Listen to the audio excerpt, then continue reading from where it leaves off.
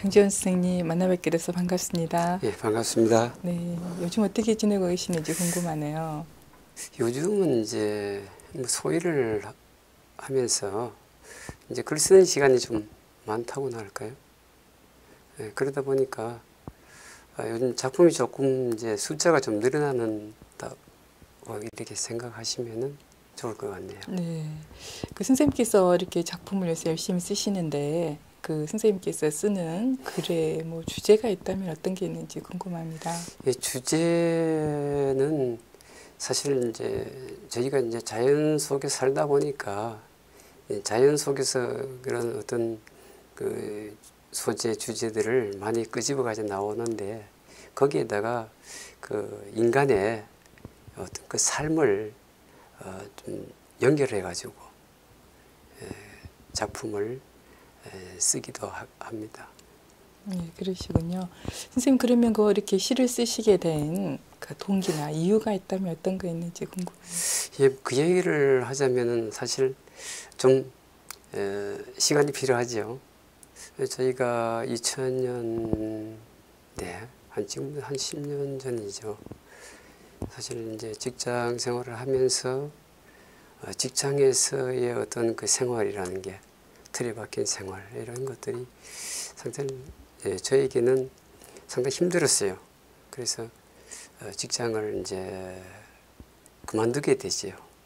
그만두면서 내가 좀 내 삶을 좀 하나 글로 하나 좀 이렇게 표현하면서 남겨봐야 되겠다.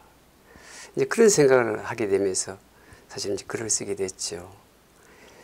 이제 그러한 그 생활들이 조금씩 이제 글 쓰는 사람의 그 행태로 이렇게 다듬어지면서 굳어지더라고요. 그래서 그때 이게 글 쓰는 사람이구나.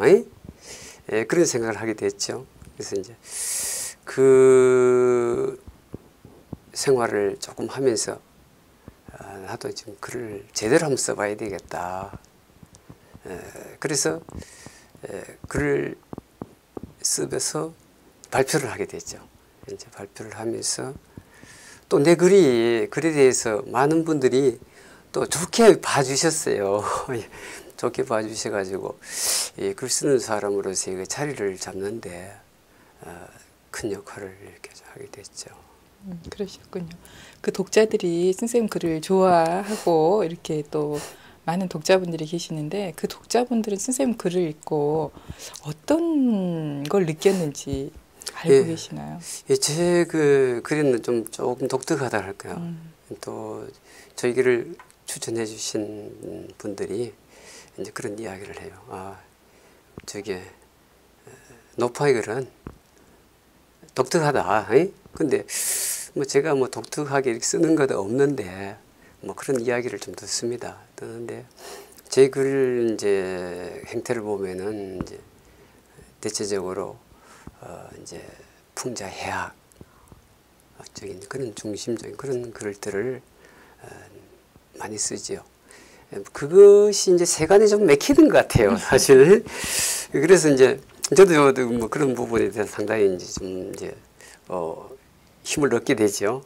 그래, 나는 이런 스타일로 글을 계속 써나가야 되겠다. 그러던 중에 어떤 선생님이 저한테 그런 얘기를 하더라고요. 이 글을 쓰는 그 스타일을 바꾸지 말라고. 자주 바꾸면은 또 글 쓰는 사람들이 자신이 혼란스러워지기 때문에 또 독자들도 그분에 대한 어떤 그 글 쓰는 사람의 이미지 이런 부분에 대해서 상당히 혼란을 느낀다. 그런 얘기를 하더라고요.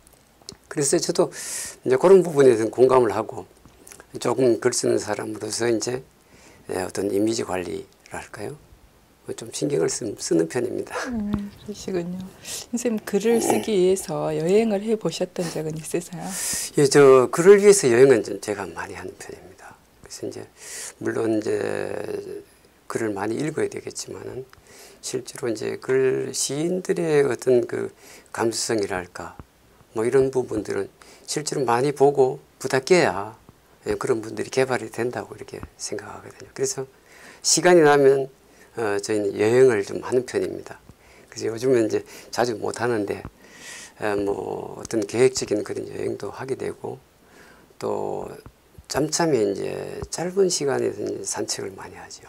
이제 산책하면서 또 생각하게 되고 또 산책하면서 주변을 이제 관찰하게 되고 또 그런 부분들에 대해서는 제가 조금 남다르게 좀 뭐랄까 쏟아낸다 그런 표현을 좀 주고 싶네요. 네, 그러시군요. 네.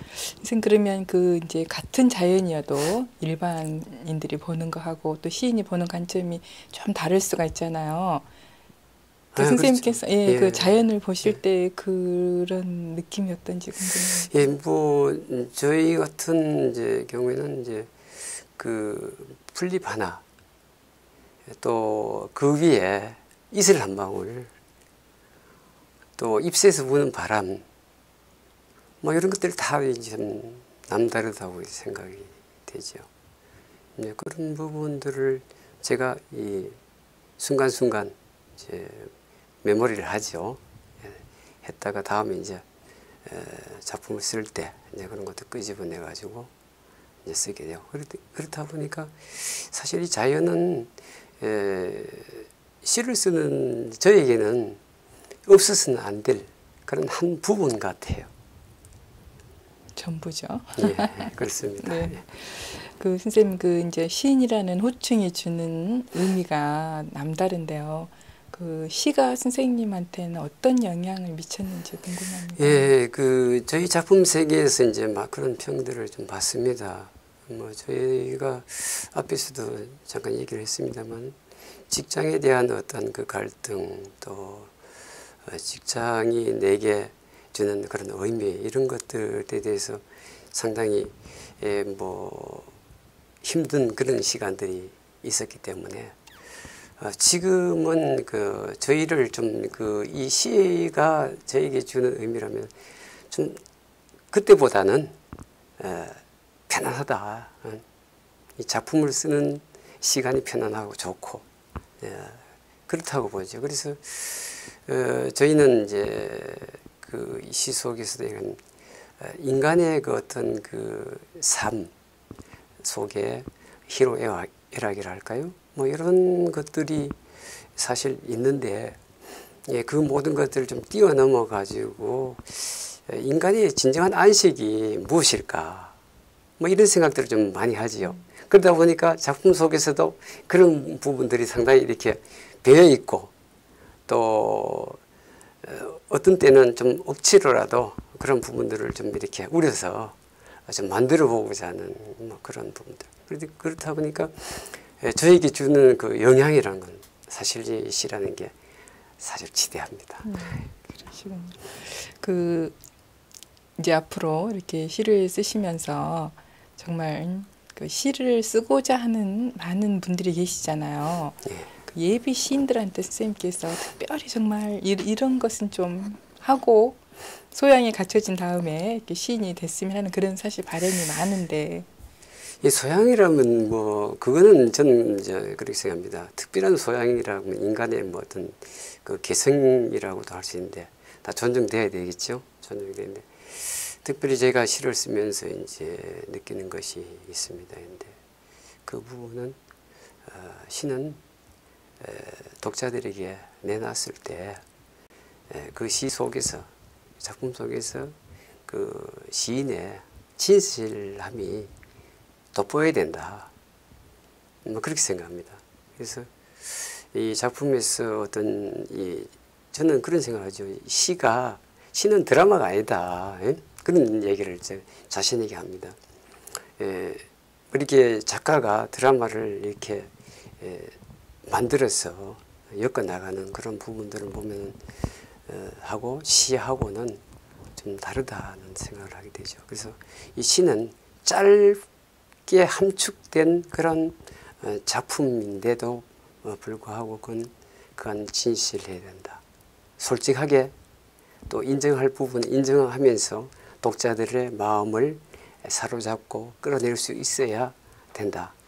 이런 부분들에 대해서 조금 생각하고 주의한다면은 훌륭한 그런 시인이 되지 않을까 그런 생각들을 네, 아, 하게 정말 됩니다. 좋은 말씀 감사합니다. 선생님 그 앞으로 그 정말 좋은 작품으로 또 진실한 작품으로 또 독자와 또 시인들이 만날 것을 기대하면서 오늘 귀한 시간 내주셔서 감사드립니다. 고맙습니다. 고맙습니다.